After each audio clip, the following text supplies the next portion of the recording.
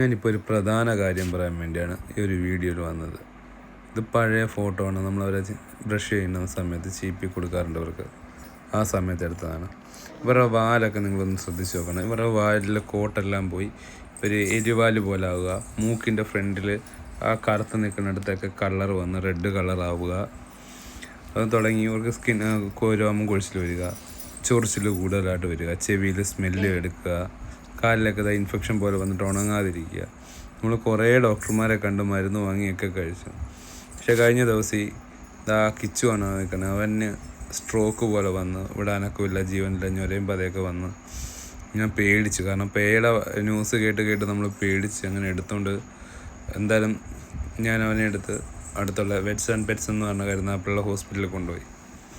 അവിടെ കൊണ്ടുപോയപ്പം ഒരു ഡോക്ടർ അഖിൽസാനെയാണ് നമ്മൾ കണ്ടത്. അവിടുത്തെ ഡോക്ടറാണ്. പുള്ളി അപ്പോഴേ ഒരുപാട് കേസ് അവിടെ വരുന്നുണ്ട്. ഇതിൻ്റെ പ്രധാന കാരണം തൈറോയിഡാണെന്ന് പറഞ്ഞു. നമ്മുടെ മനുഷ്യന് പോലെ തൈറോയിഡ് കുറഞ്ഞാലും കൂടിയാലും ഇവർക്കത് വലിയ കുഴപ്പമാണ്.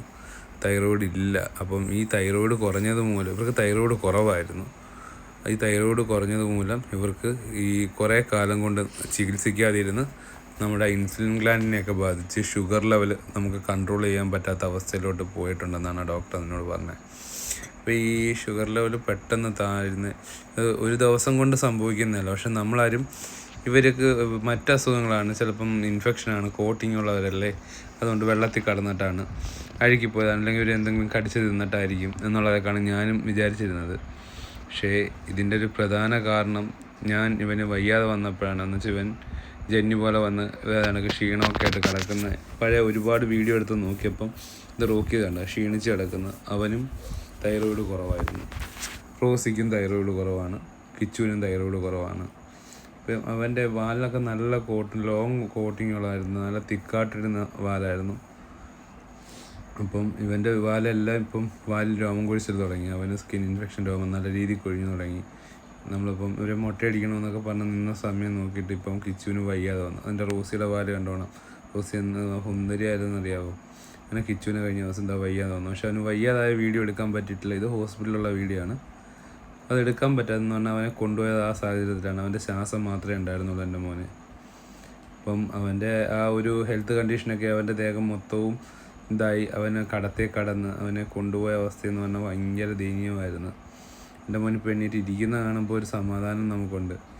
എത്ര എന്ന് പറഞ്ഞാലും വീട്ടിലൊരാൾക്ക് അസുഖം വന്നു കഴിയുമ്പോൾ നമ്മൾ കണ്ടത് എനിക്ക് വീഡിയോ എടുത്തിടാൻ പറ്റുന്ന മാനസികാവസ്ഥയൊന്നുമില്ല. പക്ഷേ ഇത് ഞാൻ വീഡിയോ എടുത്തതിൻ്റെ പ്രധാന കാരണം ഒരു അവയർനെസ് പോലെ എല്ലാവരിലും അറിയിക്കാൻ വേണ്ടി മാത്രമാണ്. കാരണം നമ്മൾ പലരും സ്വന്തം മക്കളെ പോലെ സ്നേഹിക്കുന്നതല്ലേ ഇവരെ. അപ്പോൾ ഇവർക്ക് എന്തെങ്കിലും അസുഖം ഉണ്ടായാൽ നമ്മൾ പലർക്കും താങ്ങാൻ പറ്റത്തില്ല. ഇവനെ 3 ദിവസം ഇവനിപ്പോൾ ഹോസ്പിറ്റലിൽ അഡ്മിറ്റായിരുന്നു. 4ാം ദിവസം നമുക്കത് അഫോർഡ് ചെയ്യാൻ കഴിയത്തില്ല എന്ന് കണ്ടപ്പം നമ്മൾ അവിടുന്ന് ഡിസ്ചാർജ് എഴുതി വെച്ചിട്ട് കൊണ്ടുപോയിരുന്നു. ഞാനെ കൊണ്ടുപോയി ഷുഗർ ചെക്ക് ചെയ്യണമെന്നാണ് ഡോക്ടർ വിളിച്ച് പറഞ്ഞത്. ഒരു വിളിച്ച് തിരക്കിയൊക്കെ ചെയ്തു. ഞാൻ അവൻ്റെ ഷുഗർ ലെവൽ ചെക്ക് ചെയ്തിട്ട് അത് മെയിൻറ്റെയിൻ ചെയ്ത് നിൽക്കണം, എങ്കിലേ ഇത് ശരിയാവും. ഇപ്പം നമ്മൾ തൈറോയിഡിനുള്ള മരുന്ന് അവർക്ക് സ്റ്റാർട്ട് ചെയ്തിട്ടുണ്ട്. 3 പേർക്കും തൈറോയിഡ് മരുന്ന് കൊടുത്തു. അപ്പോൾ ഇവന് കുറച്ച് ഹെൽത്തിൽ കുഞ്ഞിലെ വീക്കായത് കൊണ്ട് ഇവൻ ആഹാരമൊന്നും കഴിക്കത്തില്ല. എല്ലാം മീഡിയമാണ്. കുറച്ച് ദോശ കഴിക്കുന്ന ആൾ മാത്രമാണ്. ദോശ മാത്രം മതി. പലഹാരം മാക്സിമം കഴിക്കും. ചോറും മറ്റു കാര്യങ്ങളൊക്കെ കഴിക്കുന്നത് കുറവാണ്. ചിക്കൻ ആണെങ്കിൽ പോലും എന്ത് വന്നു പറഞ്ഞാലും ഞങ്ങൾ കുറച്ചേ കഴിക്കത്തുള്ളൂ. പക്ഷേ ഇവന് പെട്ടെന്ന് ക്ഷീണവും ഛർദിലും. അങ്ങനെ ഡോക്ടറെ നമുക്കിവിടെ വന്ന് മരുന്നൊക്കെ എടുത്തു, ഇഞ്ചക്ഷൻ ഇട്ട്, ട്രിപ്പ് ഇട്ട്, ഇതെല്ലാം കഴിഞ്ഞ് നമ്മൾ അവർക്ക് പറയണ നമ്മൾ ക്യാഷും കൊടുത്ത് അവരെ വില കഴിയുമ്പോഴും അറിയില്ല. കാരണം ഇവർക്ക് എന്താണ് അസുഖമെന്ന് നമ്മൾ ഒരു ഡോക്ടർ അല്ലെങ്കിൽ ഒരു ബ്ലഡ് ടെസ്റ്റിന് ഒരാൾ ഇതേവരെ എഴുതിയിട്ടുണ്ടായിരുന്നില്ല. ഇവൻ്റെ ഈ സ്കിൻ ഇൻഫെക്ഷൻ കാണിച്ച് പലപ്പോഴും വന്ന് നമ്മൾ ആയുർവേദിൻ്റെ ഇഞ്ചക്ഷനും എടുത്ത് ഇവരെ തിരിച്ച് വീട്ടിൽ കൊണ്ടുപോകും.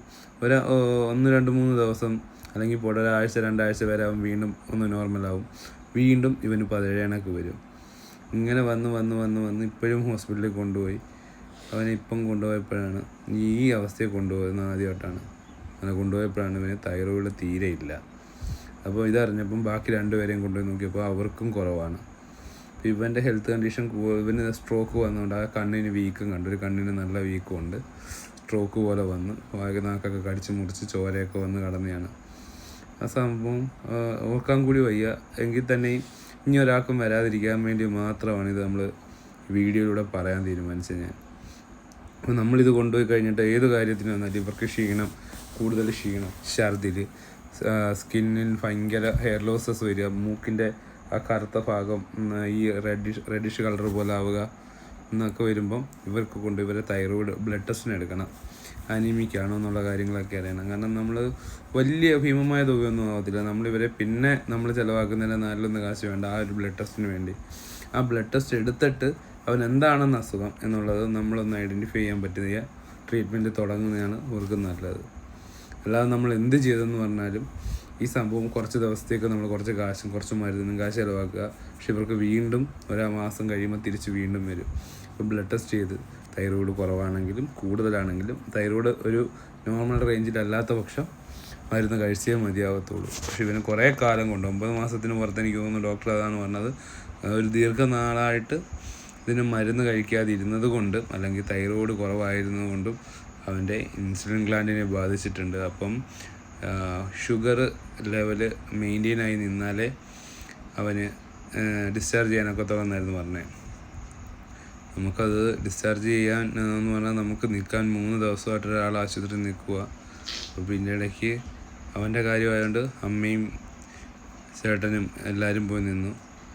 നമ്മളീ പറയുന്ന കണക്ക് ഇതിൻ്റെ ഇടയ്ക്ക് വീഡിയോ എടുത്ത് നമ്മളും പുറകെ നടന്ന് അതിൻ്റെ പുറകിൽ അങ്ങോട്ടും ഇങ്ങോട്ടുമുള്ള ഓട്ടം, ഇതിനിടയ്ക്ക് നമ്മുടെ ജോലിക്ക് പോക്ക്, കാര്യങ്ങൾ, വീട്ടിലെ കാര്യങ്ങൾ അറിയണം, വീട്ടിലാളില്ല.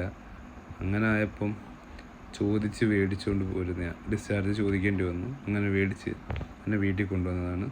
അവനിപ്പം ഒരുവിധം ഓക്കെ ആയിട്ടുണ്ട്. 3 പേർക്കും നമ്മളിപ്പോൾ തൈറോയിഡിൻ്റെ മരുന്ന് സ്റ്റാർട്ട് ചെയ്തതേ ഉള്ളൂ. ഇനിയിപ്പം ഇവരുടെ സ്കിന്നിൻ്റെയൊക്കെ അപ്ഡേഷനും കാര്യങ്ങളൊക്കെ വഴിയെ നമുക്ക് വീഡിയോയിൽ കാണാം.